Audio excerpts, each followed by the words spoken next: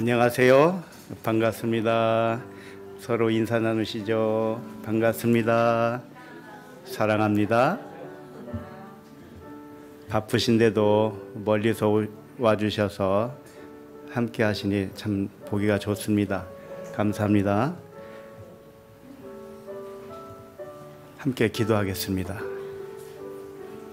하나님 아버지, 우리가 본래 듣기는 들어도 깨닫지 못하였으며 보기는 보아도 알지 못하였으니 육신의 길을 막으시고 육신의 눈을 감기게 하셔서 오직 영으로 듣고 진리로 보게 하심을 감사합니다.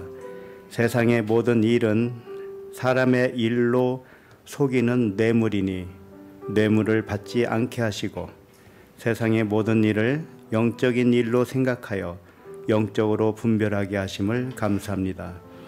분노와 두려움과 근심과 염려와 미움은 모두 뇌물을 받은 결과로 받는 형벌이오니 사랑으로 두려움을 내어 쫓아 주심을 감사합니다. 오늘도 진정한 평안을 주시는 영생의 말씀을 들려주실 것을 감사드립니다. 그리스도 이름으로 기도합니다. 아멘.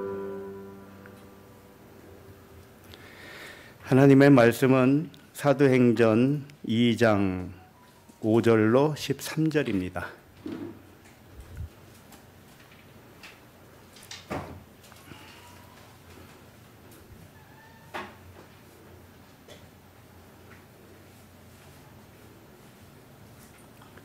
(5절부터) 함께 읽겠습니다. 시작. 그때에 경건한 유대인들이 천하 각국으로부터 와서 예루살렘에 머물러 있더니 이 소리가 나매 큰 무리가 모여 각각 자기의 방언으로 제자들이 말하는 것을 듣고 소동하여 다 놀라 신기하게 여겨 이르되, 보라, 이 말하는 사람들이 다 갈릴리 사람이 아니냐? 우리가 우리 각 사람이 난 곳 방언으로 듣게 되는 것이 어찌 됨이냐? 우리는 바데인과 메데인과 엘람인과 또 메소포타미아, 유대와 갑바도기아, 본도와 아시아, 부르기아와 밤빌리아, 애국과 및 구레네에 가까운 리비아 여러 지방에 사는 사람들과 로마로부터 온 나그네 곧 유대인과 유대교에 들어온 사람들과 그레데인과 아라비아인들이라. 우리가 다 우리의 각 언어로 하나님의 큰 일을 말함을 듣는도다 하고 다 놀라며 당황하여 서로 이르되, 이 어찌된 일이냐 하며 또 어떤 이들은 조롱하여 이르되, 그들이 세술에 취하였다 하더라. 아멘.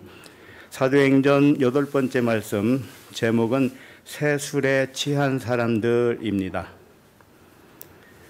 오늘 본문에 등장하는 모든 사람들이 세술에 취한 사람들입니다. 그러므로 오늘 여기 오신 모든 분들과 방송을 듣는 모든 분들이 세술에 취하시길 바랍니다. 지난주 말씀은 성령 충만의 주제로 살펴보았습니다. 한 주간 성령 충만하셨습니까?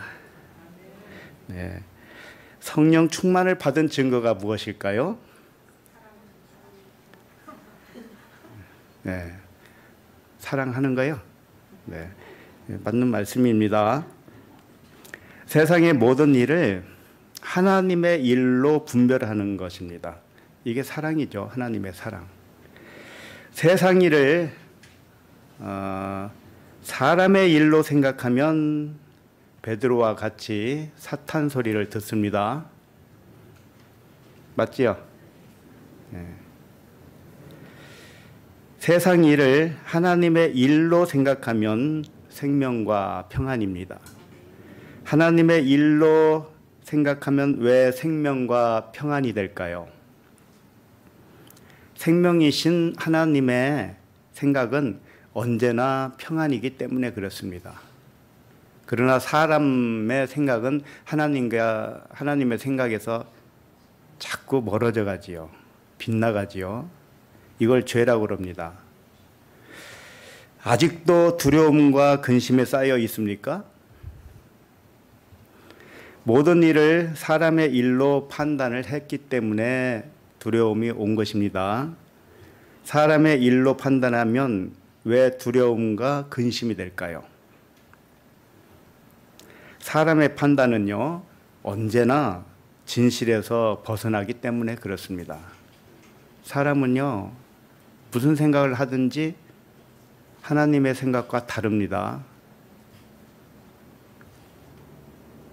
사람의 분별은 각 사람마다 모두 다르지요. 예를 들면 지금 이렇게 각자 앉은 자리에서 여기를 바라보시면 각자 다르게 보입니다.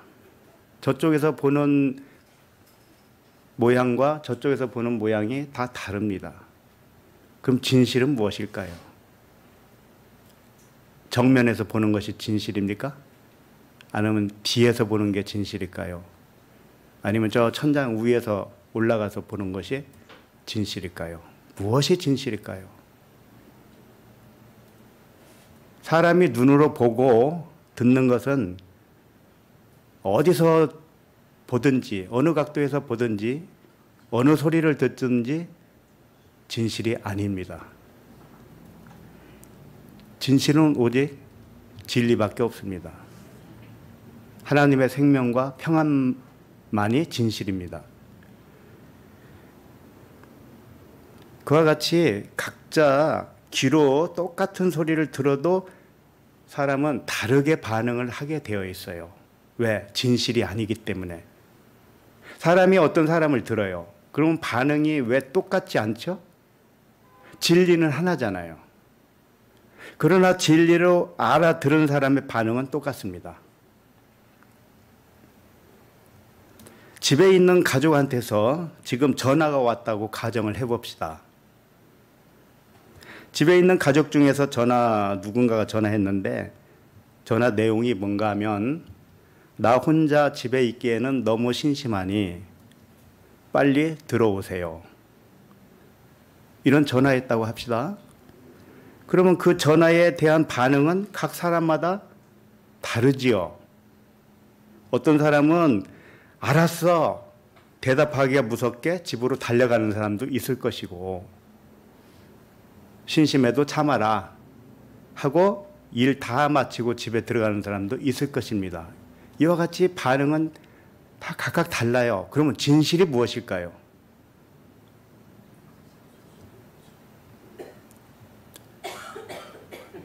집에서 빨리 오라고 하니까 빨리 가는 것이 진실입니까? 늦게 가는 것이 진실입니까? 거기에는 진실이 없습니다.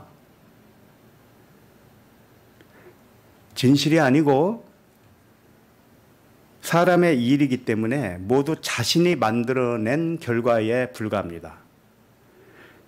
자신이 생각하기에 따라서 결정을 한 것이죠. 그렇기 때문에 이것은 진실이 아니란 말이죠. 자기가 만들어낸 일이죠. 사람의 일로 생각하면 항상 좋은 일과 나쁜 일로 생각을 하게 되어서 실제로 우리 삶 속에 일어나는 일도 좋은 일과 나쁜 일로 이게 교대로 일어나요. 교대로 일어난다고요. 교대로. 교대로 일어나는 게 좋습니까? 나쁜 일도 어둠입니다. 그 사람이 좋아하는 일도 진실일까요? 사람이 생각하는 것은 각자가 다 다르죠. 나는 이것이 좋다고 하는데 저 사람은 저걸 싫다고 하는 사람도 있잖아요.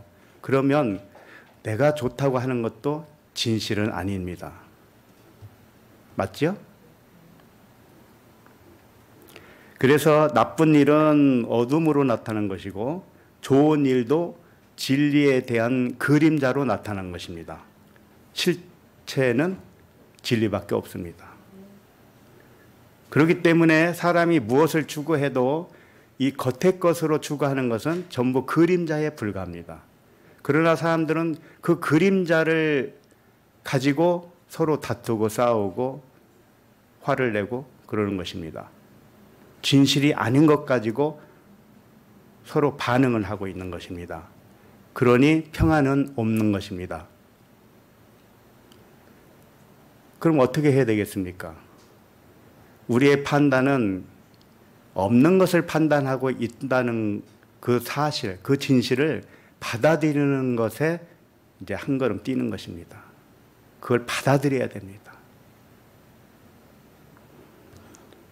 그러나 하나님의 일로 생각하면 겉으로 나타난 일은 없는 일이기 때문에 나쁜 것도 없고 좋은 것도 없다고 생각을 합니다. 이게 하나님의 시선입니다. 이것이 영의 생각입니다. 그러므로 하나님의 일로 생각을 하면 늘 평안을 누리게 되어 있습니다. 지금 어떤 문제가 나타났습니까? 겉으로 보이는 문제는 없는 것으로 생각해 보세요. 지금 당장 그렇게 하세요. 나에게 일어난 일, 이건 없는 것이야. 내가 있다고 생각할 뿐이지, 그러나 이제는 알았으니 없는 거야. 이렇게 생각을 해 보십시오. 없는 것으로 믿으면 그 일은 곧 사라집니다. 질병에 걸렸습니까? 그 질병을 없는 것으로 믿어보세요. 본래 질병은 없는 것이다. 지금 눈에 나타난 것뿐이다. 있는 것으로 믿으면 있는 것이고요. 없는 것으로 믿으면 없어집니다. 두려워하면 두려운 일이 일어납니다. 욥기에 보면 욥이 그랬습니다. 자기가 두려워했던 것이 자기에게 임했다는 거예요. 왜? 두려워했기 때문에 두려운 일이 생겼던 것입니다. 염려하면 염려할 일이 일어납니다. 생명과 평안만 존재한다고 믿으면 생명과 평안만 누리게 되어 있습니다. 무엇을 선택하시겠습니까? 이와 같이 세상의 문제는 없는 것으로 믿고 오직 존재하는 것은 생명과 평안이라 믿는 자가 성령 충만한 자가 되는 것입니다. 오늘 말씀 제목은 새 술에 취한 자들입니다. 사람이 술에 취하면 평소에 없는 현상이 나타나죠. 첫 번째, 술을 먹으면 첫 번째, 기분이 좋아집니다. 맞죠? 술 안 드셔보셔서 잘 모르십니까? 그럼 오늘 집에 가서 한 잔 해보세요. 기분이 좋아져요. 그 다음에 두려움이 사라집니다. 그리고 담대해지죠. 그리고 거짓말이 사라지고요. 진실을 말하게 됩니다. 술 한잔 해야 진실이 나오죠. 그래서 비즈니스 하는 분들이 술 한잔 하는 거예요. 친구들이 술 한잔 하면서 속에 있는 말 다 꺼내지요. 술을 먹으면, 술 취하면 미움도 사라지고 사람을 친구처럼 좋아합니다. 술에 취하잖아요. 그럼 옆에 있는 사람이 다 이뻐 보여요. 다 미남으로 보이고 미녀로 보인다니까요. 그래서 아무나 끌어안으려고 그래요. 그리고 술 취하면 원수 같은 사람도 쉽게 용서를 합니다. 그 원수 같은 사람을 술자리에서 만나죠. 그러면 원수 갚으려고 행동이 나오는 게 아니고요. 아, 이 원수야 여기서 만났네. 이리 와 한잔하자. 이런다니까요. 자, 이와 같이 술에 취한 사람은 새 술에 취한 사람의 모형과 그림자입니다. 우리가 이 땅에서 난 술을 마셔도 어떤 현상이 생기듯이 새 술에 취하면 그와 같은 현상이 생긴다는 겁니다. 원수가 친구로 변하고요. 모든 사람이 다 사랑스럽게 보이고요. 걱정, 근심도 사라집니다. 그리고 전부 다 두려움이 없고 담대합니다. 세술에 취하면 그렇습니다. 지금 근심 걱정이 있습니까? 아직 세술에 취하지 않은 결과죠. 세술에 취하면요, 영적 생명이기 때문에 기분이 좋아집니다. 그리고 세상 일에 대하여 두려움이 사라지고 담대하게 됩니다. 또 세상 말은, 세상에 하는 말 있죠. 이것은 비유로만 사용하고 오직 진리만을 말합니다. 우리는 만나면 세상 얘기도 할 수가 있습니다만 그것은 언제나 비유라는 의식을 가지고 하는 겁니다. 그게 실체가 아니라는 것을 알고 말하는 거예요. 모든 사람을 자신과 하나로 믿게 됩니다. 어떻게 하면요? 세술에 취하면. 원수는 존재하지 않고 사랑만 존재한다고 믿어집니다. 이게 세술에 취한 사람의 특징입니다. 자, 그러면 5절을 읽어보겠습니다. 본문 5절 시작. 그때에 경건한 유대인들이 천하 각국으로부터 와서 예루살렘에 머물러 있더니. 오늘 말씀을 7날의 언약의 순서로 본다면 5절에서 11절까지가 여섯째 날이 됩니다. 그리고 12절, 13절은 일곱째 날이 되겠습니다. 항상 이 언약, 7날의 언약의 모토는 창세기 첫 장에 나와 있습니다. 창세기 첫 장에 나오는 창조 여섯째 날, 이때 무엇을 창조했습니까?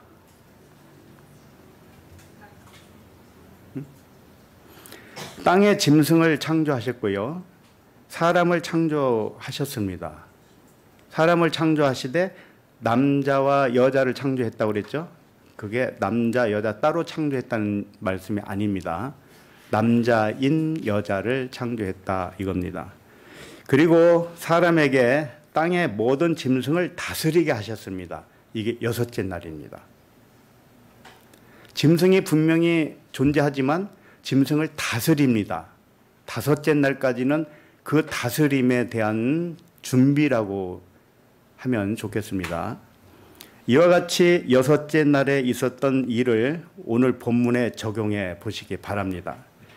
본문에서 오순절 날에 다락방에서 복음을 전하는 이 120명이라고 그랬지만 120이라는 아들을 의미하죠. 그 아들과 또 12사도라고 하는 아들, 다 같은 의미지만 몇 명인가는 의미가 없어요. 아들인 것이 중요합니다. 그 아들들이 복음을 전했습니다.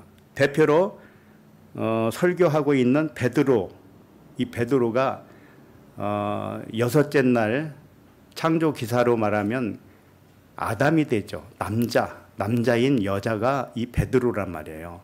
이 베드로가 복음을 전합니다. 그러면 이것을 인자라고 그러죠. 예수 그리스도를 인자라고 하듯이 베드로도 인자가 됩니다. 자, 우리도 전부 인자입니다. 인자는 무엇이냐? 하나님의 영, 아들 그리스도가 사람의 모양을 입은 존재를 의미해요. 우리가 다 그런 모양입니다. 우리의 실체는 영과 진리, 그 다음에 그리스도의 영입니다. 하나님의 아들입니다. 그러나 육체를 입고 이 육체의 모습을 띄었습니다. 우리는 이것을 인자라고 합니다. 겉모양은 사람이요 안으로는 하나님의 영이다 이겁니다. 그러므로 우리는 사람이 아니고 누구입니까? 사람은 단지 모양만 띠고 있는 것뿐이지 실체는 신입니다. 영이라고도 하고요. 그리스도라고도 합니다. 신이에요. 신. 그래서 좀 기억에 남으시라고 우리는 사람이 아님은이다. 이런 말씀도 하셨죠. 사람이 아닌문이다. 육체가 실제가 아니라 영이 실제라는 뜻입니다. 그래서 우리의 일은 모두 신의 일이 되는 것입니다. 사람의 모양을 띠고 있지만 우리가 살아가는 의식은 신의 의식으로 살기 때문에 모든 일이 신의 일입니다. 맞죠? 그걸 하나님의 일이라고 한 겁니다. 하나님의 일이 신의 일입니다. 여섯째 날에 생겨난 인자가 본문에서는 베드로가 된다면 땅의 짐승은 본문에서 누구를 가리킬까요? 본문에 보면 천하 각국에서 온 유대인들이죠. 이들이 짐승입니다. 이 짐승이 이제 다스림을 받는다는 이야기가 오늘 여섯째 날이에요. 이들이 다스림을 받아야 할 땅의 짐승들입니다. 나 한 사람으로 말하면, 우리 각자 한 사람으로 말하면 나의 육신의 생각이 다스림을 받아야 할 짐승이라는 뜻이고, 나의 영이 인자 또는 베드로와 같이 영의 생각을 의미하는 것입니다. 자, 5절을 다시 보시면 경건한 유대인들이 천하 각국으로부터 예루살렘에 왔다고 했는데 무슨 일로 왔을까요? 이때가 오순절이었잖아요. 그러니까 오순절 절기를 지키려고 왔습니다. 그러나 이 이야기를 표면적인 역사적 스토리로 보면 표면적 유대인이 됩니다. 그러면 표면적 유대인으로 되는 게 좋습니까? 이면적 유대인이 좋습니까? 이면적이겠죠. 그래서 깨달은 우리들은 이 말씀을 이면적인 내용으로 보아야 마땅한 것입니다. 이 말씀은 언제나 이면적으로 깨닫게 하기 위하여 주어진 비유의 말씀이기 때문에 그렇습니다. 5절을 다시 보시면 그때의 경건한 유대인들이 이렇게 시작을 합니다. 자, 경건한 유대인이라고 그랬습니다. 경건하다는 뜻은 하늘의 비밀을 알았다는 의미의 단어예요. 그러니까 이 경건한 유대인들은 보통 유대인하고 다르단 말이죠. 이면적인 유대인이란 말이에요. 천하 각국에서 이미 복음을 듣고 이제 눈이 열리기 시작한 겁니다. 이들이 오순절날이 돼서 이 마가의 다락방에 옆에 지나가다가 그 방언 소리를 듣는 것처럼 이제 역사적 의미로는 그렇게 나와요. 그것은 이 사람들이 이제 다스림을 받아야 된다는 것입니다. 눈을 떠지기는 했지만 다스림을 받아야 돼요. 경건한 유대인이란 하늘의 비밀을 깨닫기 시작한 이면적 유대인을 의미합니다. 복음을 듣고 진리를 깨닫기 시작한 이면적 유대인을 의미하는 것이죠. 다 우리들을 의미합니다. 유대인들이 그랬는데 이 유대인 아네르라는 단어를 사용했습니다. 아네르는 남자 또는 남편이라는 뜻이에요.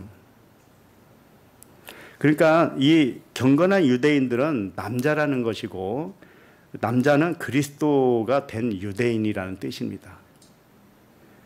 여기서 남녀의 성 구분을 하려고 이렇게 쓴 건 아닙니다. 생각을 해보세요. 외국에서 오순절을 지키려고 왔는데 자기 조국 나라로 왔는데 남자만 왔을 리가 있습니까? 남자만 왔을 리는 없지요. 왜 여자 남자 구분 없이 와서 절기를 지켰을 것입니다. 그러나 여기서는 남자라고 표기를 한 겁니다. 유대인 남자, 경건한 유대인 남자. 이게 무슨 뜻이냐? 영적인 남자라는 의미고 그리스도가 되었다는 의미예요. 남녀 구별을 하는 그런 의미의 뜻이 없습니다. 디모데 전서 3장 16절을 잠깐 볼까요? 디모데 전서 3장 16절.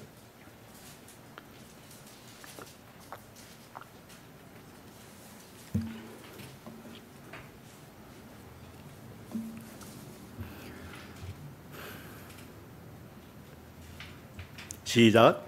크도다 경건의 비밀이요 그렇지 않다 하는 이 없도다.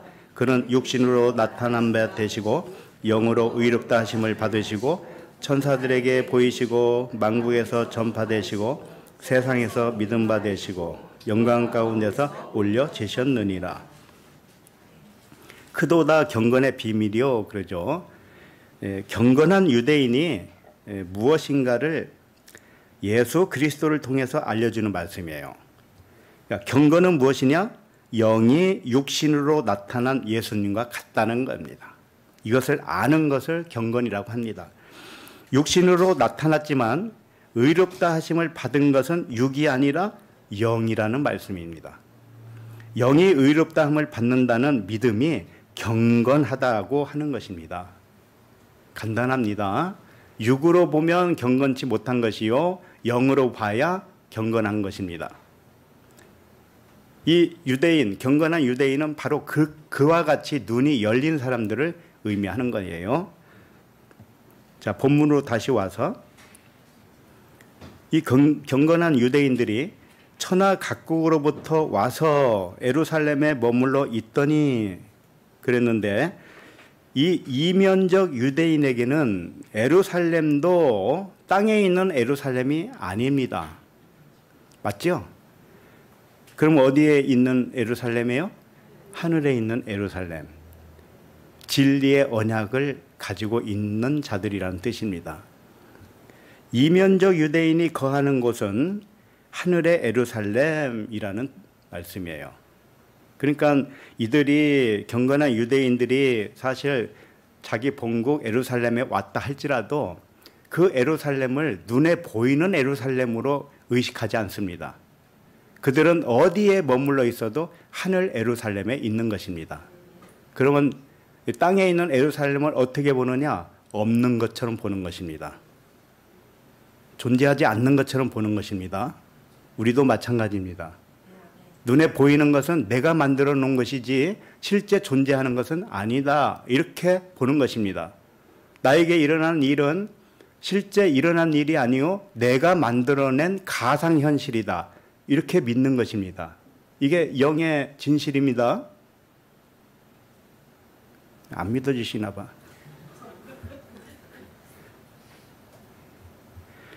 자, 누가복음 2장 25절에 보면 제가 읽어드립니다. 예루살렘에 시므온이라 하는 사람이 있으니 이 사람은 의롭고 경건하여 이스라엘의 위로를 기다리는 자라. 성령이 그 위에 계시더라. 시므온이라고 하는 사람이 나이 많은 사람이에요. 이 의롭고 경건한 사람 시므온은 하늘의 예루살렘의 사람이라는 뜻이에요. 그리고 성령의 위로를 기다리는 사람입니다. 바로 오늘 경건한 유대인들이 이와 같은 모습입니다. 경건한 유대인이 맞기는 맞는데 성령의 위로를 기다리는 거예요. 그래서 오순절날 성령 강림을 고대하면서 왔다는 것입니다. 이와 같이 성령의 위로를 받으려고 온 사람들이 천하 각국에서 온 경건한 유대인들이다. 이렇게 소개하고 있는 것입니다. 자, 그런데 왜 천하 각국에서 온 것일까요? 역사적으로 보면 북이스라엘은 아수르에 멸망을 했지요. 남유다는 바벨론에게 멸망을 해서 끌려갔습니다. 그리고 흩어져서 디아스포라 유대인이 되었던 것입니다. 그런 사람들을 지금 의미하는 거예요. 그 후에는 로마의 속국이 되었습니다. 그러면서 많은 유대인이 세계 각국으로 흩어져 살았습니다. 그런 배경 때문에 12지파가 세계 각국에 흩어져 살았던 것입니다. 야고보서 1장 1절에 보면 하나님과 주 예수 그리스도의 종 야고보는 흩어져 있는 12지파에게 문안하노니 이렇게 편지의 서두에 말씀하고 있습니다. 흩어져 있는 지파, 12지파. 그게 역사적으로 보면 이스라엘이 다른 나라의 외침을 받아서 멸망하고 끌려가고 흩어져 살게 되어서 흩어진 12지파 이렇게 표현을 합니다마는 이걸 이면적으로 해석을 해 보십시오. 이면적. 나에 대하여 적용을 해 보시라 이겁니다. 나에 대하여. 나 한 사람에게 적용을 하면 이렇게 되겠죠. 흩어진 12지파란 혈통을 의미하는 겁니다. 혈통으로 12지파가 사라졌다는 뜻입니다. 다 흩어졌다는 거예요. 그게 무슨 뜻입니까? 사람은 혈통을 진짜라고 생각을 합니다. 그래서 혈통을 중요시합니다. 박씨 집안, 이씨 가문, 누구네 가문, 또 우리 집, 그 혈통을 굉장히 중요시합니다. 그리고 그 혈통이 진짜라고 믿고 혈통을 중요시하기 때문에 하나님이 그 혈통을 흩어버립니다. 어떻게 흩으시냐? 아들, 딸 장가 보내보세요. 이웃집 아저씨와 딸과 비슷하죠? 아직 경험 안 하신 분도 있겠지만 결혼시켜서 보내면 다 그렇게 됩니다. 하나님이 흩트는 방법 중에 하나입니다. 결혼 제도가 그렇습니다. 그러면 아직 같이 산다고 해서 그 혈통만을 애지중지하잖아요. 그럼 하나님 또 흩으십니다. 어떻게 흩을지는 몰라요. 방법은 하나님만 아셔요. 그러니까 우리는 흩트기 전에 마음에서 놓아버려야 됩니다. 마음에서 혈통을 놓아버리세요. 혈통은 가짜입니다.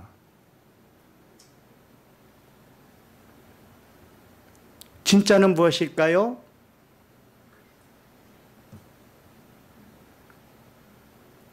그리스도의 혈통밖에 없습니다.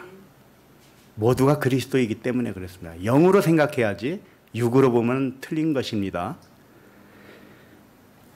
예수님처럼 하셔야 됩니다. 예수님은 혈통을 귀하게 여기지 않았습니다. 귀하게 여긴 것은 모두를 귀하게 여겼죠. 모두를. 왜? 모두가 한 영으로 형제니까요. 그래서 누가 내 어머니며 동생들이냐 이렇게 말씀하셨던 것입니다. 이와 같이 모든 사람의 영혼은 나와 하나인 형제라는 의식을 가진 자가 경건한 자입니다.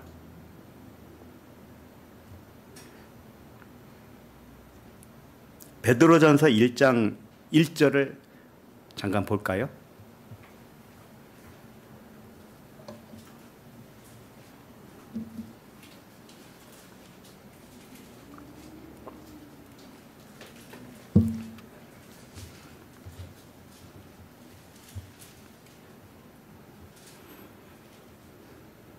베드로전서 1장 1절 시작.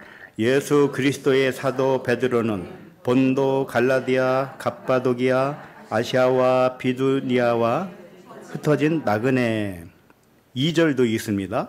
곧 하나님 아버지의 미리 아심을 따라 성령이 거룩하게 하심으로 순종함과 예수 그리스도의 피 뿌림을 얻기 위하여 택하심을 받은 자들에게 편지하노니 은혜와 평강이 너희에게 더욱 많을지어다. 베드로 사도는 성령 충만한 사도죠. 성령에 의하여 이 편지를 쓴 것입니다. 어떤 사람들은 베드로와 바울과 이렇게 비교를 하면서 베드로 서신은 좀 수준이 떨어질 거야 라고 말하기도 합니다. 전혀 그렇지 않습니다. 베드로 사도야말로 서신서야말로 잘못 풀기 딱 맞습니다. 그 갈릴리 촌 구석에 있는 친구가 글을 썼다고 그러니까 사람들이 수준이 낮을 거야 생각을 하지만 전혀 그렇지 않습니다. 성령이 쓰셨기 때문에 그렇습니다. 자, 1절은 무슨 말이냐? 역사적으로 흩어진 유대인들을 의미하죠. 그 다음에 이 1절에 나와 있는 그 역사적으로 흩어진 그 나그네 그들을 2절에서는 영적으로 적용을 하고 있는 말씀입니다. 2절을 보면 곧 이렇게 나오잖아요. 그러니까 위에 말한 1절에서 말한 것이 바로 이 말씀이다. 그렇게 말을 하고 있는 것입니다. 역사적으로 흩어진 유대인들을 진리의 말씀으로 다시 해석해 주신 말씀이 되는 것입니다. 세계 각국에 흩어진 유대인의 이 의미를 영적으로 풀어준단 말이에요. 이면적으로 하나님의 예정하신 대로라는 뜻입니다. 자, 세계 각국에 흩어진 유대인의 의미는 이면적으로 보면 하나님이 예정하심이라는 거예요. 그렇게 흩어져 있는 것처럼 우리들을 예정했단 말이에요. 우리의 일을 예정했다. 그래서 우리는 이제 흩어질 때가 된 것이다. 이런 말입니다. 그리고 예정하신 대로 흩으신 다음에 그리스도로 택하심을 받은 자를 의미하는 것입니다. 다시 말해서 유대 나라가 망하고 흩어져 살다가 택함을 받은 자가 다시 돌아와서 예루살렘에 살게 되는 역사적 의미가 있었죠. 바벨론에 끌려가서 70년 포로 생활을 하다가 나중에 돌아오지요. 산 사람만 돌아오잖아요. 이것을 이제 택함 받은 자다라고 이야기를 하시면서 그게 바로 영적으로 적용을 해보라는 겁니다. 나 한 사람의 영적 이야기를 증거해 준 사건으로 보라는 겁니다. 이게 무슨 뜻이냐?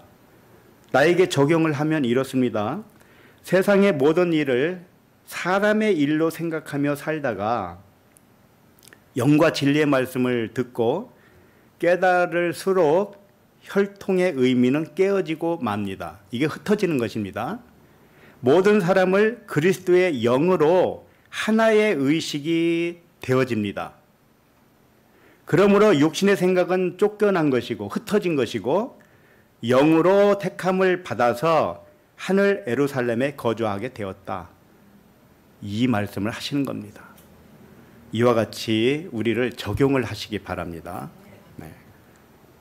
자, 그러면 5절은 보았고요. 6절을 읽습니다. 6절 시작. 이 소리가 남에 큰 무리가 모여 각각 자기의 방언으로 제자들이 말하는 것을 듣고 소동하여. 예루살렘에 온 그 유대인들이 다락방에서 소리를 들었습니다. 이 말씀을 먼저 표면적으로 한번 보도록 합니다. 표면적으로. 다락방에서 여러 사람이 하는 방언의 소리가 들렸기 때문에 오순절을 지키려고 예루살렘에 온 많은 사람들이 그곳에 모여 들었다는 이야기입니다. 제자들이 말하는 것을 듣고 많은 사람이 모였습니다. 그리고 큰 소동이 일어났다는 이야기입니다. 표면적으로 보면 그렇습니다. 자, 그러나 이 말씀도 이면적으로 봐야 되겠죠. 다락방에서 들리는 방언을 듣고 소동했다고 했는데 이 번역된 단어가 소동이라고 했는데요. 이 소동이 아니에요. 문자로 보면 소동이 일어났다고 하니까는 대혼란이 일어났다고 생각하기 쉽지요. 그러나 그게 아니란 말이에요. 왜 그럴까요? 번역을 그렇게 해놨는데요. 번역을 해놨으니까 그러겠죠. 그런데 아무리 외국 번역이라고 해도 똑같습니다. 소동이라고 하는 것입니다. 혼란이라고 하는 것입니다. 그러나 이 단어가 원래 그런 단어가 아니에요. 쉰케오라는 단어인데요. 쉬는 함께라는 거예요. 함께. 그리고 케오라는 단어가 어디서 온 단어냐?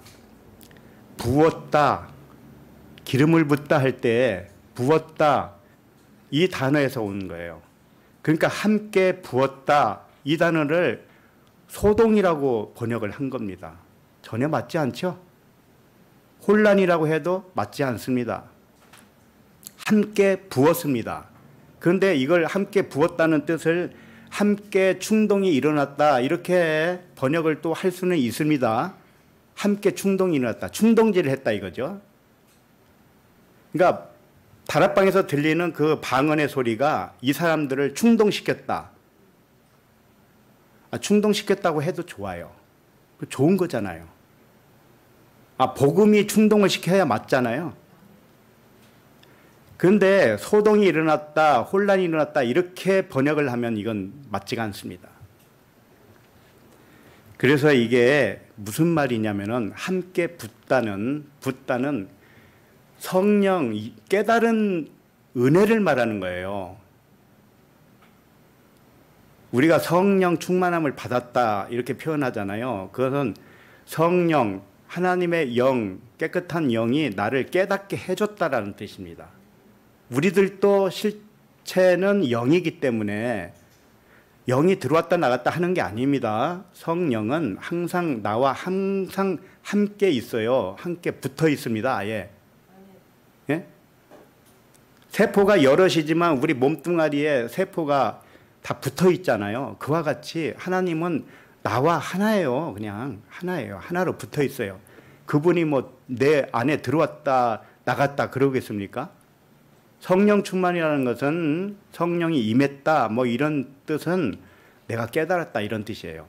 쉽게 말하면 깨닫게 해주셨다 이런 뜻입니다.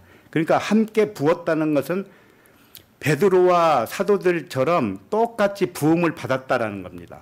똑같이 깨달았다는 겁니다. 이제 아시겠죠? 그러니까 오늘 여섯째 날에 뭐라고 그랬습니까? 짐승을 다스린다고 그랬잖아요.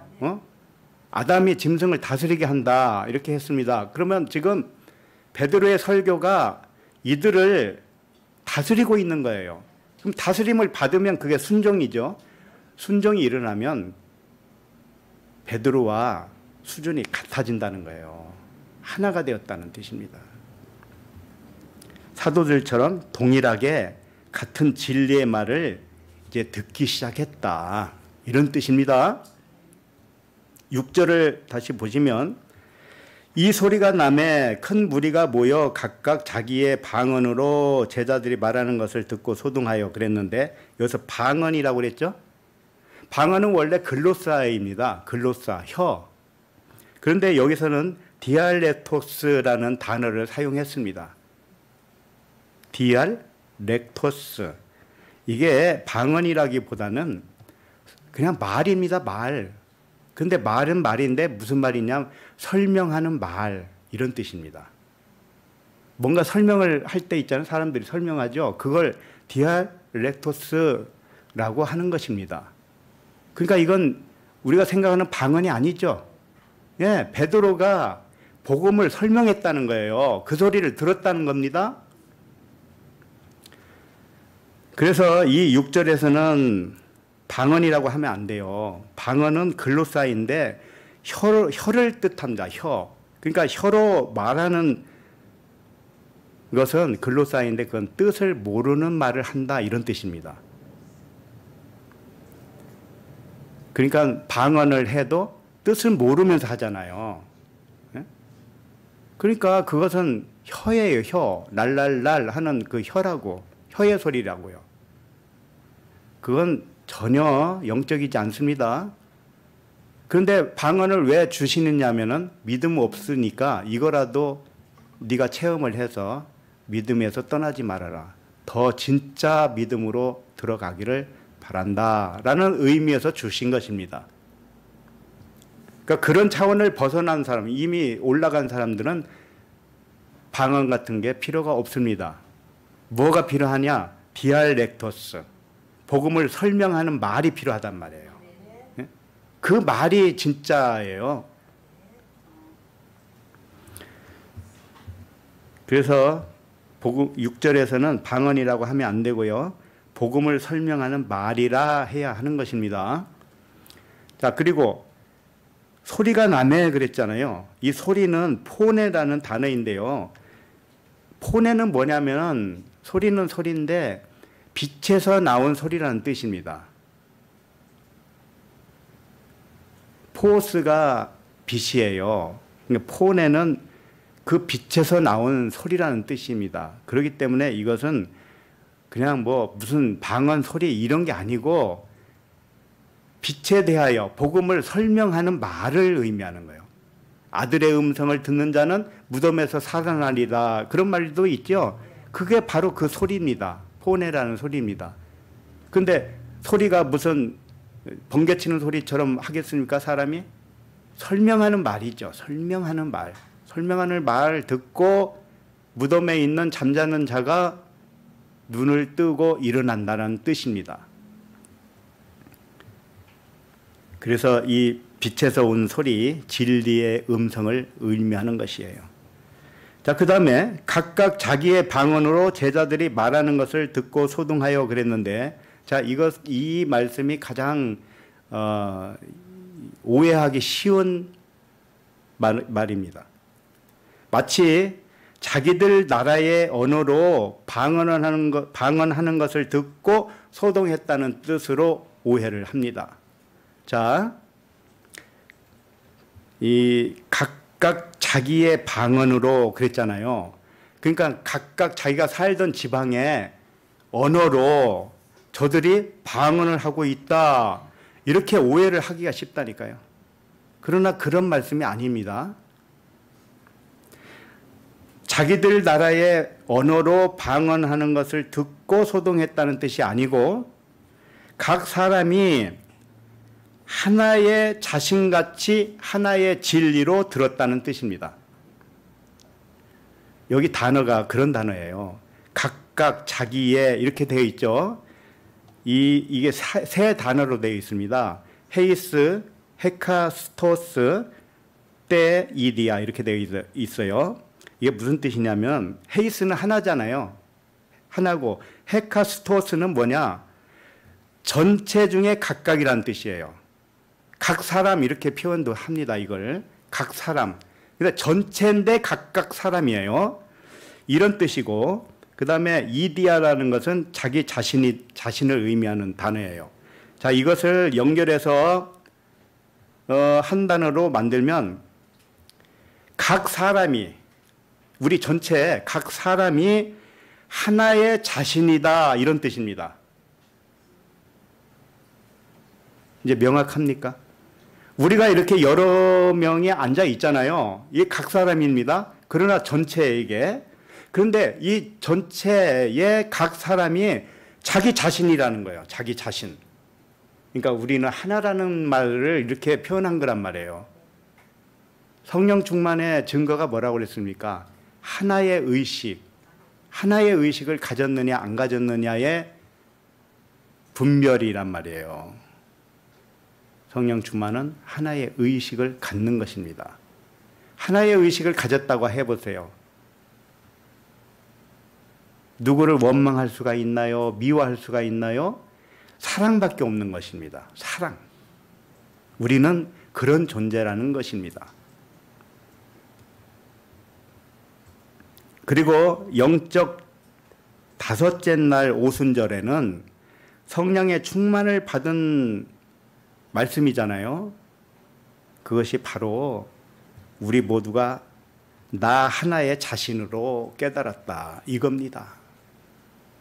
천하 각국으로부터 온 이면적 유대인들도 12사도와 베드로와 동일하게 깨닫기 시작했다는 말씀입니다.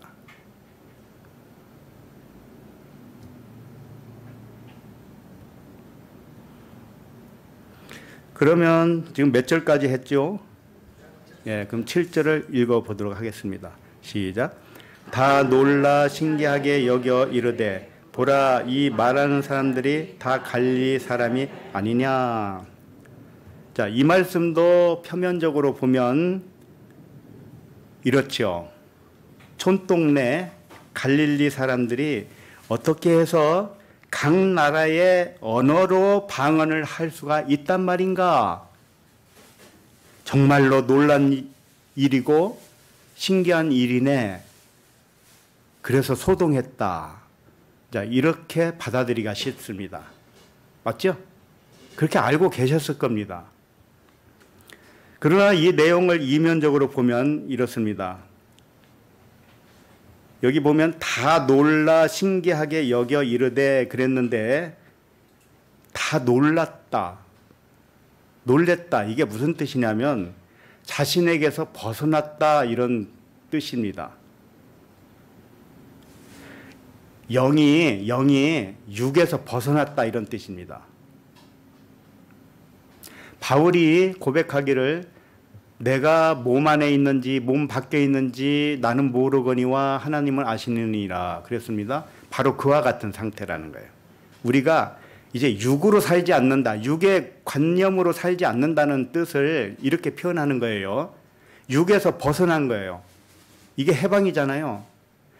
그리고 보니 내가 영이 육에서 벗어나서 육을 보니까 어떻게 생각을 하느냐? 놀랐다는 거예요. 왜 놀랐을까요? 한번 상상을 해 보십시오. 나의 영이 내 육을 벗어나서 내 위에서 내 육을 바라봐요. 그럼 놀라워요. 뭐가 놀라울까요? 저게 가짜였네. 이렇게 되는 거죠. 가짜였으니까 놀랍죠.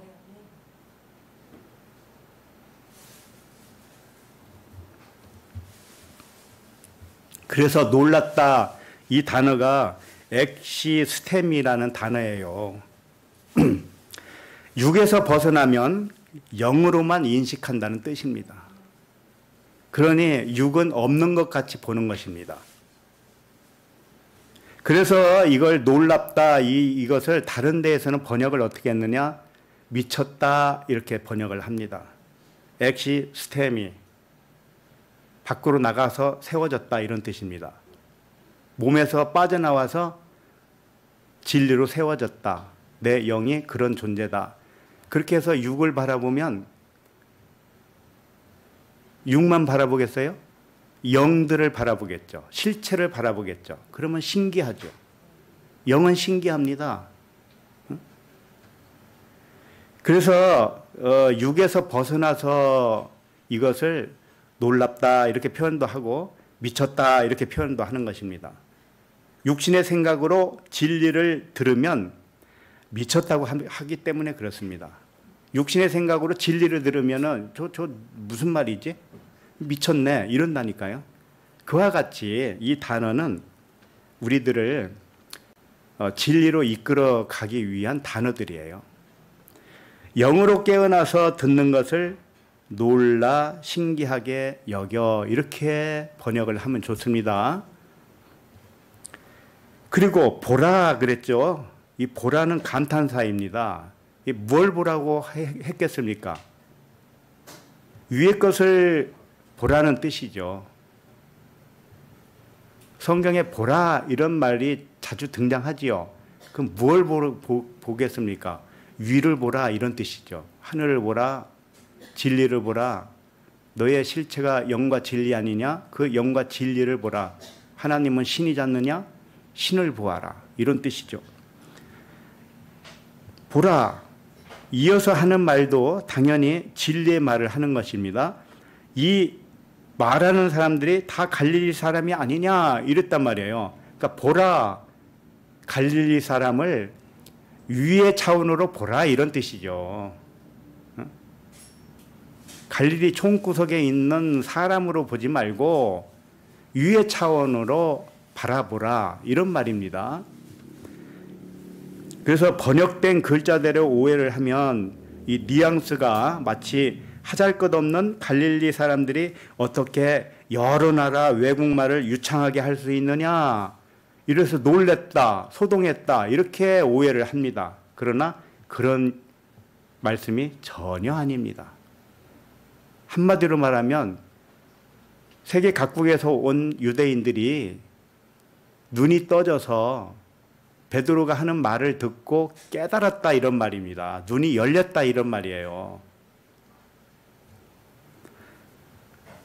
진실은 그럼 무엇이냐? 진리를 말하는 사람들이 갈릴리 사람이 아니냐 이렇게 말을 한 겁니다. 자, 갈릴리라고 하는 이 단어는 굉장히 의미가 있어요. 갈릴리라고 했을 때 두 가지 의미가 숨어 있습니다.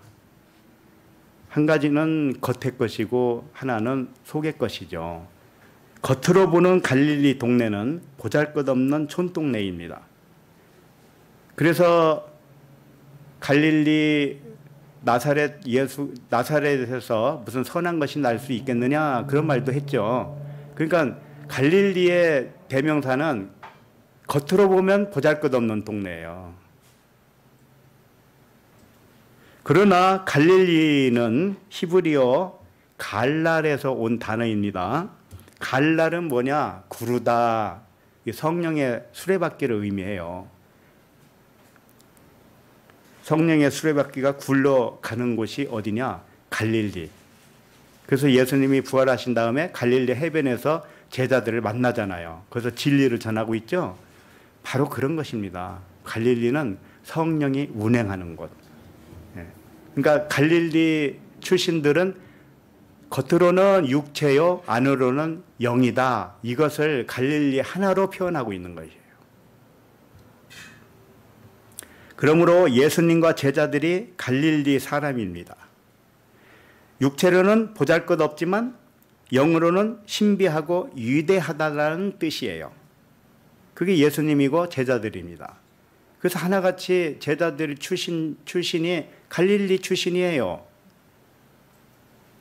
하나님이 그렇게 세팅을 하신 거죠, 이미. 마태복음 제가 찾아볼게요. 그냥 적어놓기만 하세요. 마태복음 26장 69절에 보면 베드로가 바깥들에 앉았더니 한 여종이 나와 이르되 너도 갈릴리 사람 예수와 함께 있었도다 하거늘. 자, 베드로도 갈릴리 사람이요, 예수도 갈릴리 사람이라는 뜻입니다. 함께 있었지 않느냐 이런 뜻이고, 갈릴리 사람 예수는 육체로는 십자가에 죽어야 할 육신이었죠. 그러니까 베드로도 육으로는 죽어야 된다 이런 말씀입니다. 그러니까 갈릴리, 겉으로 보이는 갈릴리는 죽고 속으로 위대한 갈릴리로 살아나야 된다는 의미를 갈릴리 하나가 이렇게 증거하고 있는 것입니다. 마가복음 14장 70절에도 보면 베드로가 이제 그 예수님이 채찍이 맞고 할 때 포로가 되었을 때 그 불 쬐면서 멀찌감치 예수님 따라간 적이 있었잖아요. 그래서 마가복음 14장 70절인데 또 부인하더라. 조금 후에 곁에 서 있는 사람들이 다시 베드로에게 말하되 너도 갈릴리 사람이니 참으로 그 도당이니라. 이런 말씀이 있어요. 베드로도 갈릴리 사람으로서 육체로는 육체 예수와 같다라는 거예요. 그래서 육신의 의식은 거짓된 것이기 때문에 사라져야 된다는 뜻입니다. 그리고 오직 진실은 영의 의식, 그리스도의 의식만이 진실이기 때문에 그것으로 살아나야 된다는 뜻입니다. 그러니까 베드로가 3번 부인하잖아요. 3번 부인하는 것이 잘한 겁니까? 못한 겁니까? 잘한 거죠. 어째서요? 육으로 부인한 겁니다. 갈릴리 출신 육으로는 부인을 한 거예요. 예수님을 부인한 사건이 아닙니다. 예수 육체를 부인한 거죠. 예? 그리스도를 받아들이면 예수 육체는 부인하게 되어 있습니다. 우리가 나를 그리스도로 받아들이면 육체는 부인하게 되어 있어요. 베드로가 그렇게 3번 했단 말이에요. 3일길로. 요한복음 1장 46절에도 나다나엘이 이르되 나사렛에서 무슨 선한 것이 날 수 있느냐? 빌립이 이르되 와서 보라 하니라. 이렇게 기록하고 있습니다. 나사렛 동네에서는 선한 것이 날 수 없다.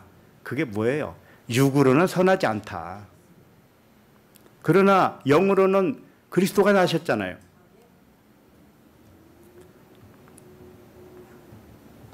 나사렛 동네가 갈릴리 마을에 속해 있습니다. 그래서 나사렛이나 갈릴리나 같은 그런 동네예요. 갈릴리에서 육체로는 선한 것이 날 수 없다. 영으로는 그리스도가 나온다는 뜻입니다. 예수님이 태어난 곳은 베들레헴이었습니다. 그런데 산 곳은 어디였어요? 나사렛 동네였죠. 왜 이렇게 했을까요?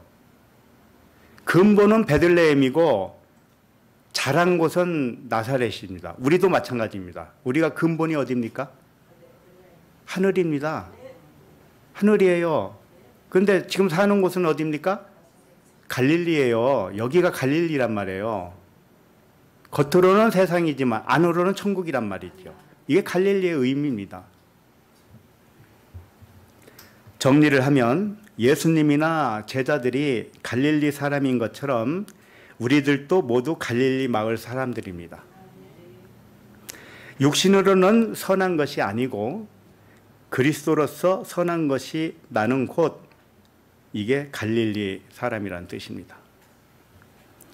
그러므로 7절에서 진리를 말하는 저 사도들이 갈릴리 사람이라고 말한 이유는 저들이 육신으로는 선한 말을 할 수 없는 자들인데 진리의 선한 말을 하는 것을 보니 성령의 사람들이 틀림이 없구나, 이렇게 감탄한 겁니다. 우리도 마찬가지입니다. 육신의 의식으로는 선한 것을 말할 수가 없습니다.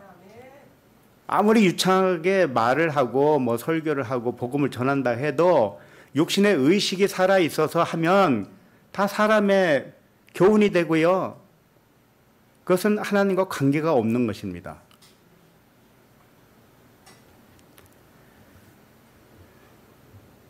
이와 같이 깨달은 말을 동일하게 하는 것입니다. 여섯째 날에 아담이 짐승을 다스린다는 의미가 바로 이런 것입니다. 베드로의 설교가, 복음이 각국에서 온 성령의 위로를 기다리는 유대인들에게 복음으로 덮었습니다. 사랑으로 덮었어요. 그걸 그대로 받아들였어요. 그들은. 그게 순종입니다. 우리 자신들이 그리스도의 영으로 깨어나면 이제 깨닫기 시작한 우리 지체들에게도 복음을 전해서 깨닫게 하게 되어 있습니다. 이것은 순환 구조예요. 내가 누군가에게 먼저 듣고 나는 또 누군가를 전해주고 나에게 전해받은 사람은 또 누군가에게 전해주고, 이 순환을 하는 겁니다. 하나님의 방식이에요. 하나님의 방식은 하늘에서 뚝 떨어지는 게 아닙니다. 전도의 미련한 방식을 통해서 한다고 그랬습니다.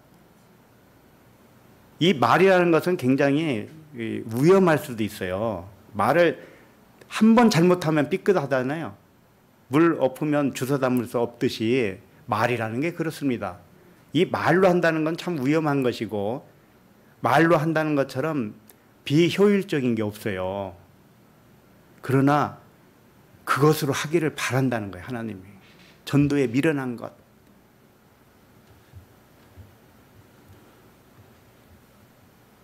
우리가 말을 안 해도 하나님은 다 하실 수 있다고 생각하잖아요. 하실 수 있습니다. 물론 합니다. 그러나 어떨 때는 환상으로도 복음을 말해줄 수도 있겠죠. 꿈으로도, 또는 어떤 일을 통해서 깨닫게 할 수도 있겠죠.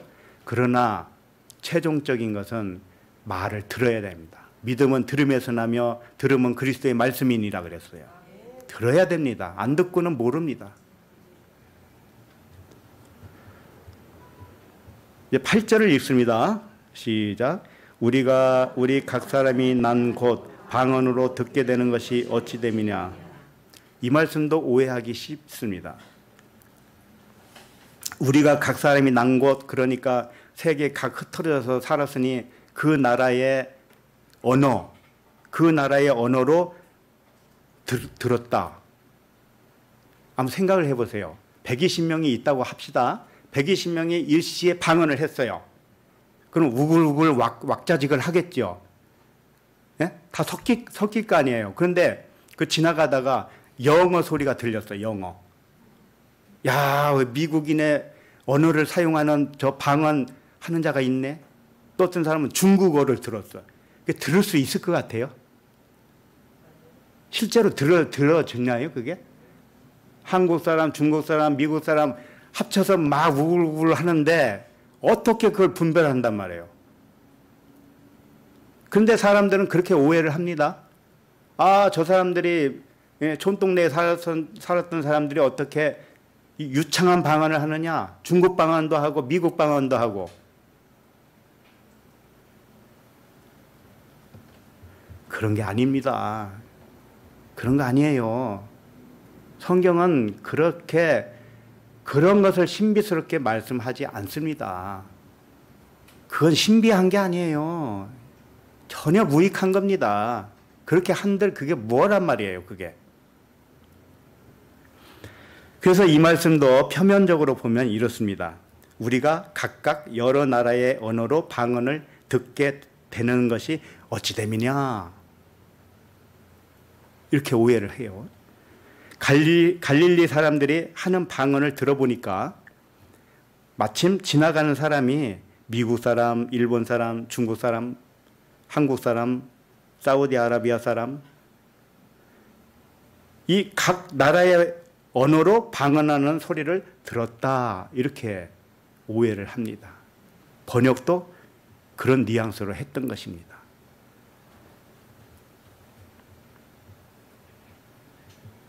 영어와 일본어와 중국어와 한국어로 이렇게 다양한 방언으로 하다니 도대체 이게 어찌 된 일이냐? 그런 말이겠습니까? 전혀 그런 말이 아닙니다. 사람들은 다른 나라 방언을 하면 신비하게 생각을 하지요. 그러나 다른 나라 방언하는 그 사람에게 물어보세요. 방금 중국 방언을 한 것 같은데 그게 무슨 뜻이었습니까? 한번 이렇게 질문을 해보세요. 그럼 뭐라고 대답할 것 같아요? 중국 방언을 했어요. 근데 그게 무슨 뜻입니까? 물어보니까 뭐라고 하겠어요? 뜻은 몰라요. 그냥 나오는 대로 한 거지요, 뭐. 이렇게 대답할 겁니다. 뜻은 모르는 것입니다, 방언은. 방언의 통역이라는 말이 있죠? 그게 무슨 뜻인 줄 알아요? 그 방언을 이렇게 통역하듯이 했다라는 뜻이 아닙니다. 방언의 의미를 설명을 했다라는 뜻이에요. 방언의 의미. 방언의 의미는 믿지 않는 자에게 준 겁니다. 뜻을 모르고 하는 방언은 다른 사람에게 야만인이 된다고 했습니다. 성경 어디에 있었죠? 응? 방언을 하는데 누군가가 도와서 무슨 소리인지 몰라. 그러면 야만인이란 말이에요. 그런 방언이나 사람의 일을 점치듯이 하는 예언 이런 것들이 신비하고 기이한 것이라고 오해를 합니다마는 절대 그런 것이 신비한 게 아닙니다. 신비하고 기이한 일은 오직 한 가지입니다. 뭘까요? 이 세상의 모든 일을 사람의 일로는 존재하지 않은 듯이 보는 것이고 모든 일을 하나님의 일로 보는 것, 이것이야말로 신비하고 기이한 일입니다.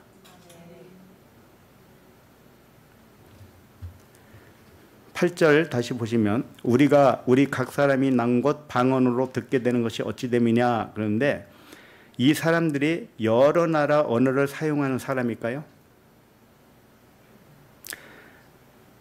2장 5절을 보세요. 우리 처음에 읽었던 5절.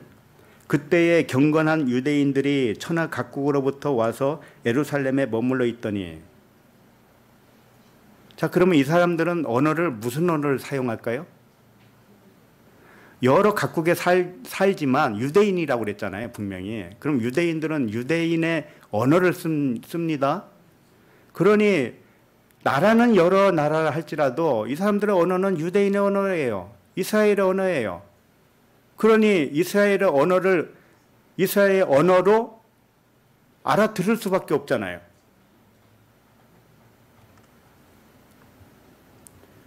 이 사도들이 모인 곳에 온 이 사람들은 모두 유대인들입니다. 흩어져 있는 유대인, 디아스포라 유대인들이에요. 그럼 또 이렇게 말하겠지. 그 사람들이 뭐 오래 살다 보니 2세도 낳고 3세도 있어서 그들이 또 왔으면은 못 알아들을 거 아닙니까? 천만에요. 유대인들은요, 민족주의가 엄청나게 확실합니다. 그래서 다른 나라에서 오래 살아도요, 유대 언어를 다 가르쳐요, 자녀들에게. 그 전승을 합니다.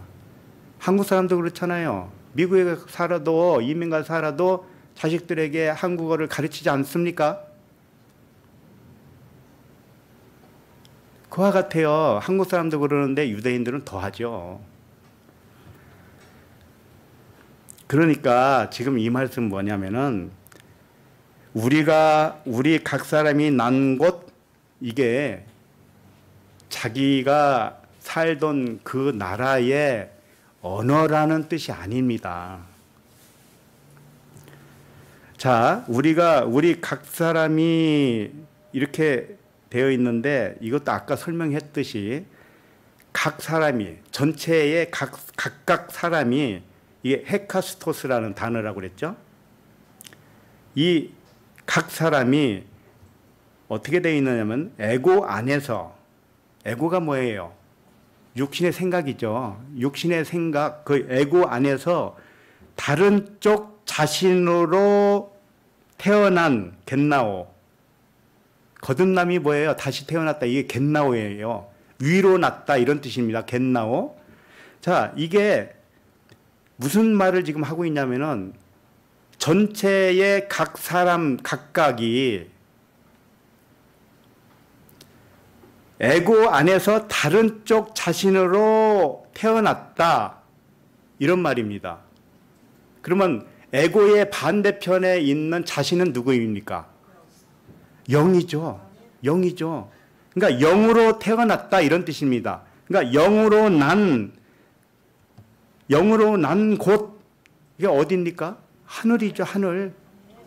네, 하늘에서 방언으로 듣게 되는 것이 어찌 됨이냐. 근데 이 방언도요, 아까 설명했지만 디알렉토스예요. 글로사가 아니란 말이에요. 그러니까 다시 말하면 이 사람들이 하늘로 거듭나서 사도의 말을 들었더니 진리로 알아듣게 되는 것이 어찌된 일이냐 이렇게 표현한 겁니다. 아셨죠? 복음을 전하는 사도들이 하늘의 진리를 말하고 복음을 듣는 유대인들도 진리로 알아들었다 그런 말씀입니다. 이제 확실하죠? 자기가 태어난 곳이 하늘이에요. 하늘. 그러니까 하늘의 언어로 들었다. 복음을 하늘의 언어로 들었다. 이런 말씀입니다. 지금 여러분들이 다 그러고 있는 겁니다. 그들과 우리가 뭐 달라야 되겠습니까? 2000년 전에는 뭐 성령이 혀가 갈라지듯이 오기도 했나 보죠 뭐. 그런 게 아닙니다. 지금이나 그때나 앞으로나 다를 거 하나도 없어요. 하나님의 방식은 변하지도 않고 복음은 변색되지도 않고요. 더하지도 않고 빼지도 않습니다. 어느 시대에나 똑같습니다. 자, 이제 그 다음에 9절, 10절, 11절을 좀 읽어보도록 하겠습니다. 11절까지 9절부터 시작. 우리는 바데인과 메데인과 엘람인과 또 메소포타미아, 유대와 갑바도기아, 본도와 아시아, 부르기아와 밤빌리아, 애국과 및 구레네에 가까운 리비아 여러 지방에 사는 사람들과 로마로부터 온 나그네 곧 유대인과 유대교에 들어온 사람들과 그레데인과 아라비아인들이라 우리가 다 우리의 각 언어로 하나님의 큰 일을 말함을 듣는도다 하고. 자, 9절에서 11절까지 등장하는 각 나라와 또는 각 지방으로도 되어 있는데, 아무튼 지방이라고 해서도 그냥 나라라고 하고요. 그 각 나라 사람들이 몇 가지로 기록을 하고 있는가 하면 15개로 기록을 하고 있습니다. 그리고 이 같은 지역으로 묶어보면 7지역으로 나눌 수가 있어요. 자, 15개의 나라와 7지역으로 설명하는 뜻이 뭔가 분명히 있겠지요. 오늘 말씀은 6째 날과 7째 날로 기록되어 있다고 했습니다. 등장인물이 인자와 짐승이 함께 등장을 해야 맞는 것이죠. 그래서 베드로 또 사도들 이런 사람들은 인자예요. 예수 그리스도와 같은 존재예요. 그런데 세계 각국에서 온 유대인들은 이제 인자가 되기 위해서 다스림을 받는 짐승이란 말이에요. 그래서 결국은 7째 날에 이르게 됩니다. 거기서는 평강을 누리고 안식을 누리는 말씀이 되겠죠. 어쨌든 이 땅의 짐승, 그게 15나라에서 온 유대인들입니다. 이들이 베드로와 사도들이 전하는 복음에 다스림을 받는 짐승의 역할을 하지요. 이 짐승이 다스림을 받는 것은 깨닫지 못하여 짐승 같은 그 영혼이 그리스도의 말씀을 듣고 모든 영혼이 하나이구나 이렇게 깨닫는 것입니다. 이렇게 깨달은 것을 다스림에 순종했다고 하는 것입니다. 그래서 이들의 수가 15입니다. 그리고 7입니다. 15은 이렇습니다. 10은 완전한 말씀이고요. 5은 깨달은 5마디입니다. 그러니까 10을 5으로 깨달았다는 겁니다. 깨달은 5말씀을 의미하는 거예요. 하나님 5계명과 이웃 5계명이 하나라는 겁니다. 하나님 사랑과 이웃 사랑이 하나의 사랑이었구나 이렇게 깨닫는 것입니다. 이와 같이 모든 사람을 사랑하는 것이 율법을 다 이룬 것이 되는 것입니다. 본문에 등장하는 나라와 지역을 세어보면 15입니다. 같은 지역으로 묶으면 7지역이 됩니다.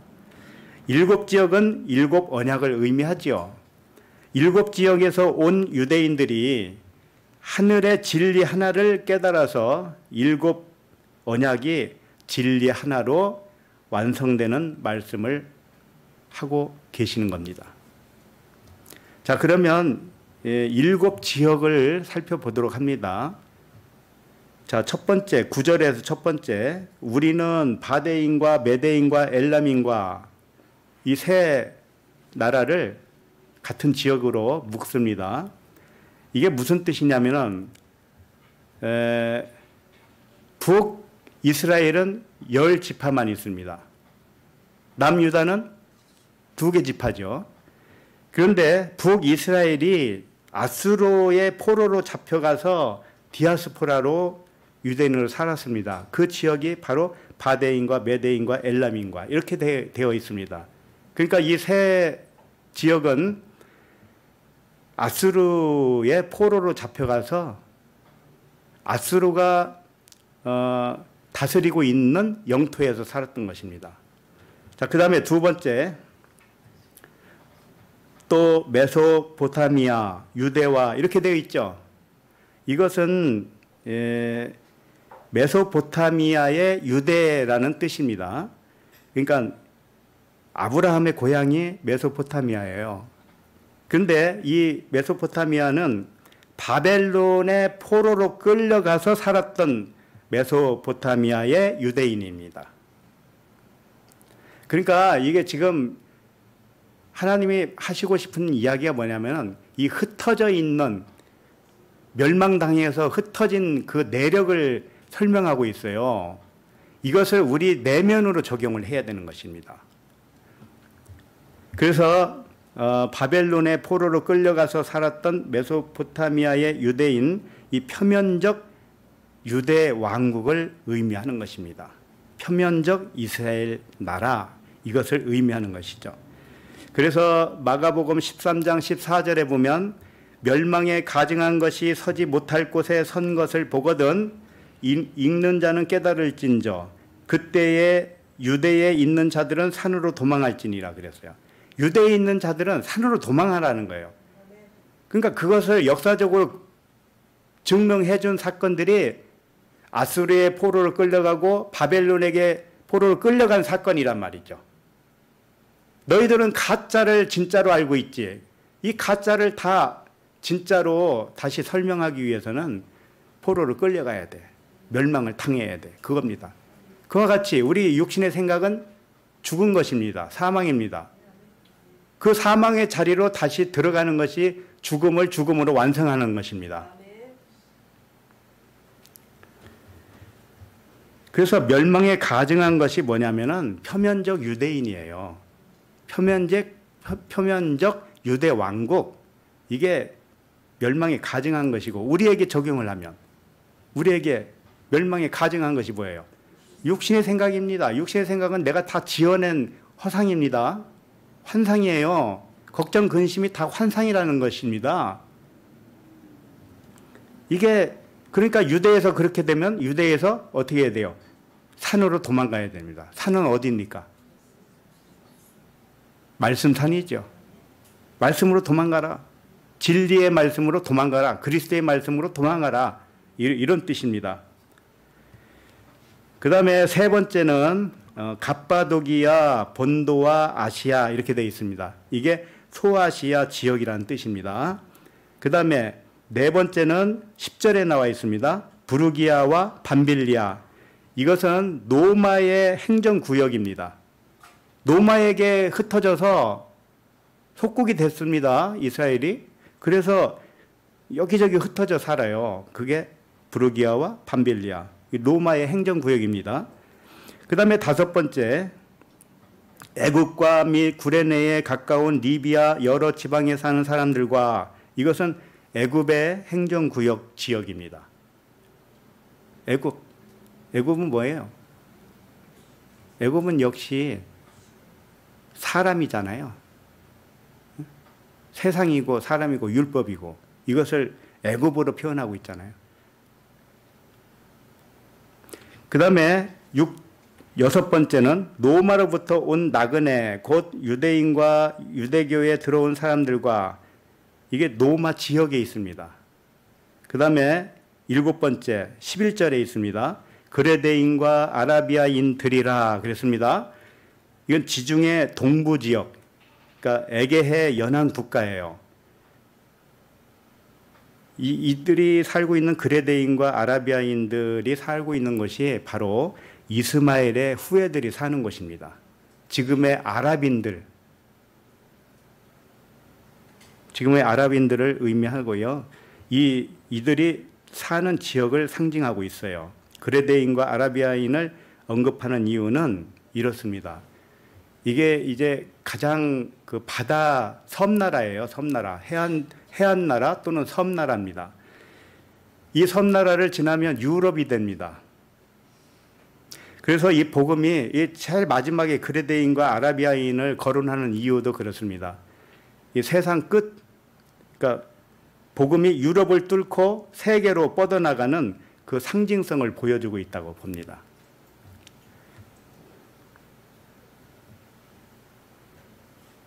그러니까 이렇게 지역을 일곱으로 나눠서 설명하는 것도 의미가 있는 것입니다. 자, 그 다음에 11절을 다시 보시면 11절 그레데인과 아라비안들이라 그리고 우리가 다 우리의 각 언어로 하나님의 큰 일을 말함을 듣는도다 이렇게 되어 있어요. 이것은 이와 같이 7지역 또는 15개 국가에서 온 유대인이 진리의 말을 듣는 것이 하늘의 언어로 진리의 말을 듣는 것이 하나님의 큰 일을 말하는 것으로 깨달았다는 뜻입니다. 이들은 유대인의 언어를 쓰고 있는 사람들입니다. 그러니까 무슨 여러 나라 방언을 했다 이런 상상을 이제 하지 마세요.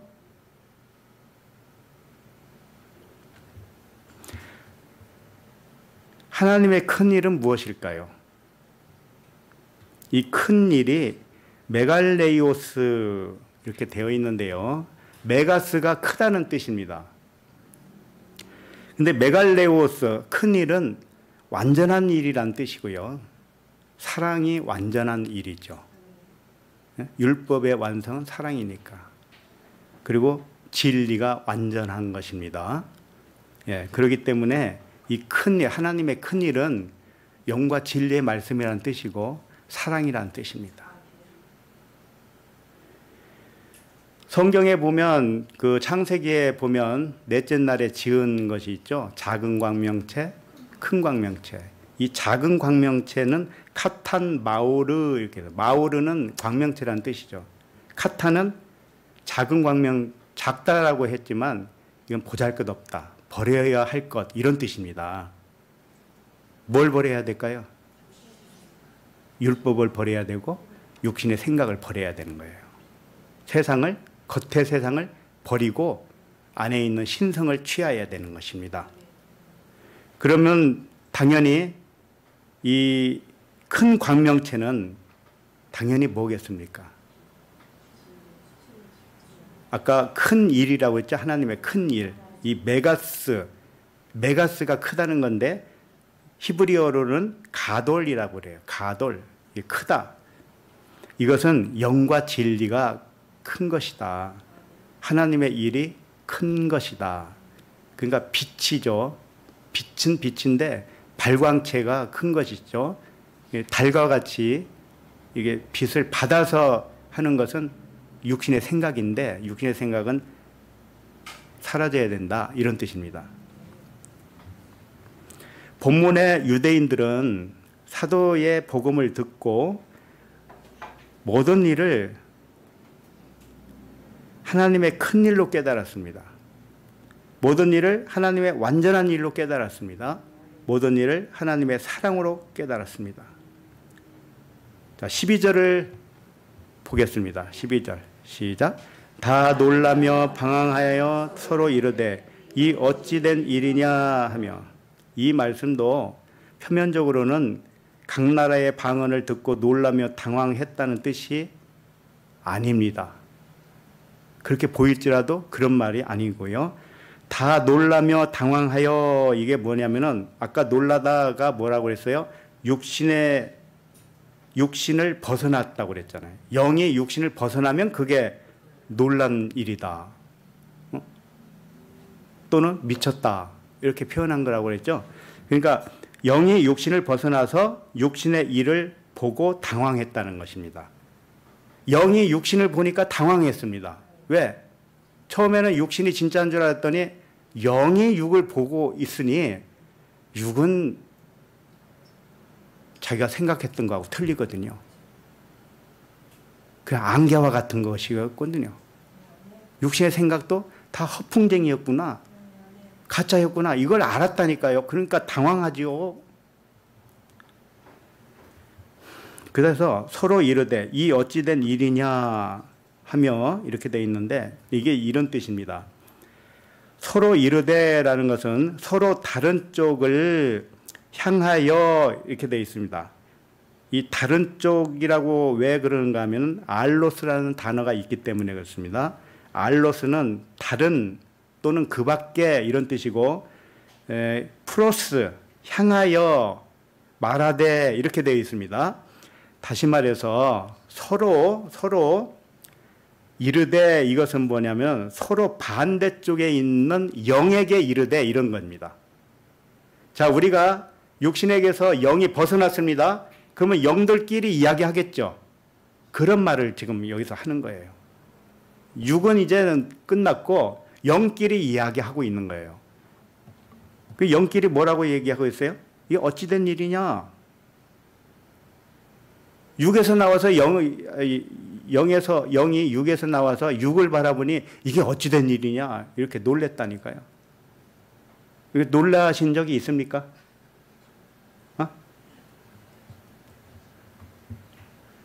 놀라신 일이 자주 있어야 됩니다. 그래야 육신의 생각이 작동을 멈추게 됩니다.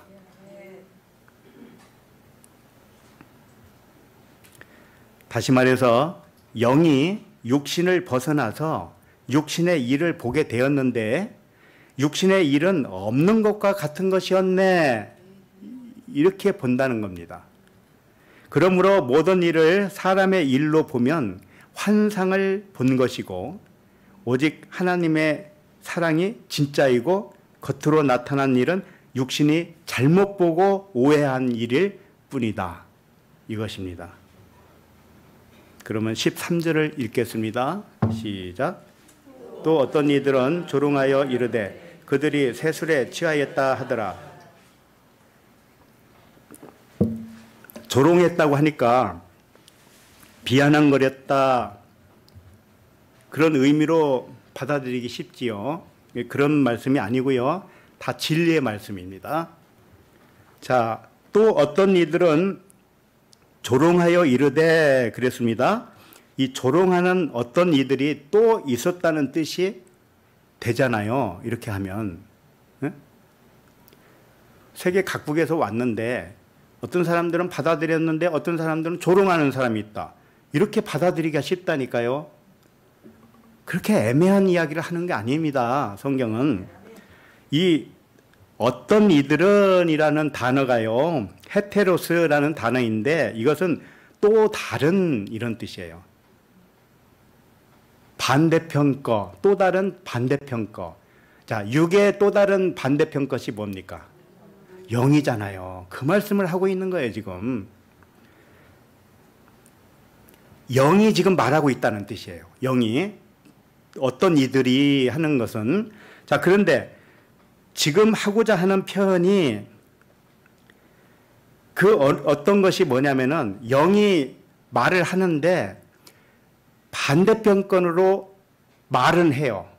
말을 할 때, 그러니까 이 반대로 말한다는 뜻인데요. 조롱한다고 그랬잖아요. 조롱한다는 게 영이 말은 하는데 입술로 말한다 이런 뜻이거든요. 조롱이 입술로 말한다 이런 뜻이에요. 그럼 입술로 말한다는 것은 겉의 것으로 말한다 이런 뜻입니다. 다시 말해서 비유로 말한다 이런 뜻입니다. 잘 생각하셔야 됩니다. 우리가 영입니다. 깨어난 영이라 할지라도 진리를 전할 때는 전부 비유입니다. 제가 지금 이렇게 1시간 반까지 말씀을 드렸지만 사실은 이게 다 비유입니다. 자, 세술에 취했다고 하는 게 비유입니까? 아닙니까? 비유예요. 그 말씀을 하고 있는 거예요.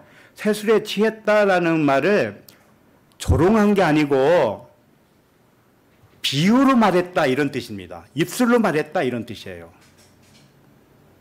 이제 알아듣겠죠?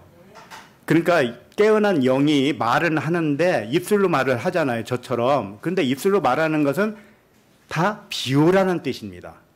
그러면 알아듣는 사람은 그럼 제가 지금 전하는 이 비유의 말씀을 듣고 깨닫습니다. 깨달아요. 자신 안에서 깨달아요. 깨달은 것이 진짜입니다. 아니, 세술에 취한 자들이라고 비유로 말을 했는데 그게 뭔지를 이제 깨닫죠. 깨닫는 것이 진짜란 말이에요. 저도 그렇게밖에 말을 못 하잖아요. 세술에 취했다. 이제 그것을 이제 좀 설명은 할 수가 있습니다. 설명은 뭐냐? 깨달을 수 있도록 더 좋은 역할을 할 수 있기 때문에. 자, 그래서 이 지금 하고자 하는 표현이 진리의 반대 것으로 비유로 말하겠다 이런 뜻입니다. 진리를 비유로 말한다는 뜻이고 진리는 비유로밖에 할 수 없다는 뜻입니다. 그럼 조롱한다는 것은 비유예요. 그래서 뭐라고 했냐면 그들이 세술에 취하였다 이렇게 비유로 말을 했다 이런 뜻입니다. 그러니까는 세술에 취했다는 것이 조롱이 아니고 비유로 진리를 설명한 것이죠.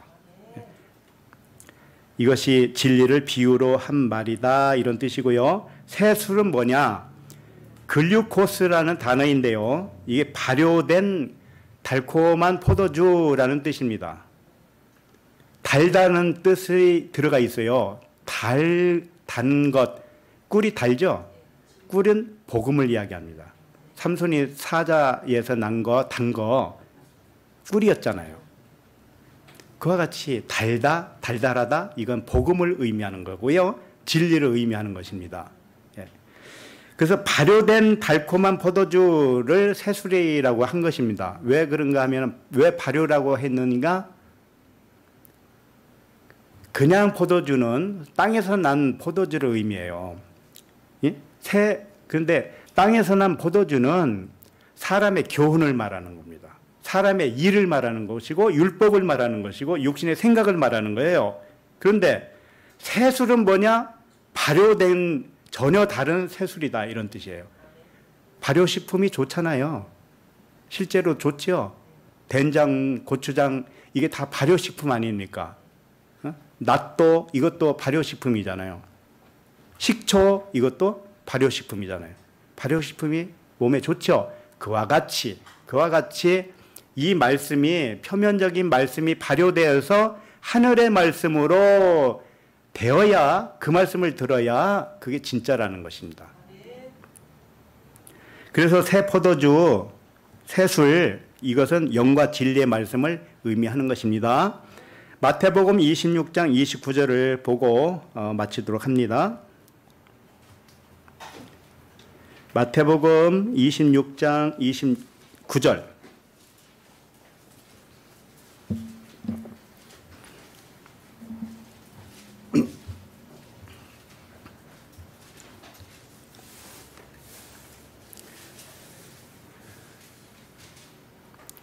마태복음 26장 29절 시작. 그러나 너희에게 이르노니 내가 포도나무에서 난 것을 이제부터 내 아버지의 나라에서 새 것으로 너희와 함께 마시는 날까지 마시지 아니하리라 하시니라.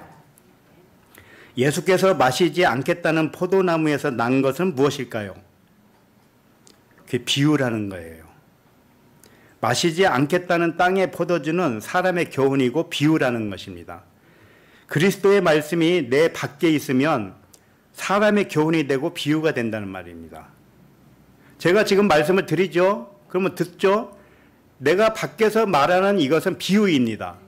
그런데 이 말씀을 듣고 내가 가슴으로 깨닫죠. 그러면 그것이 진리가 된 것이고 새 포도주가 된 것입니다. 네. 그러므로 너의 자신을 그리스도의 영으로 받아들이면 그 비유가 풀려서 내 안에 들어왔으니 하늘나라의 새 포도주를 마시는 것이다. 이 말씀을 한 것입니다. 그래서 아버지 나라에서 우리와 함께 마시겠다. 아버지 나라가 어디 있습니까? 내 안에 있잖아요. 천국이. 내 안에서 그리스도와 하나가 되어서 함께 마시겠다. 새 포도주는 비유가 풀어진 영과 진리를 의미하는 거예요.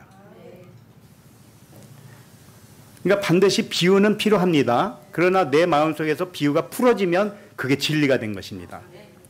정리를 합니다. 새술에 취한 자들은 사도들이 전하는 복음을 듣고 영이 육에서 벗어난 자들입니다. 새술에 취했다는 뜻은 영으로 채워졌다, 영으로 충만하다 이런 뜻입니다. 영으로 완전히 채워진 자들은 영으로 육신의 생각을 다스리는 자들입니다.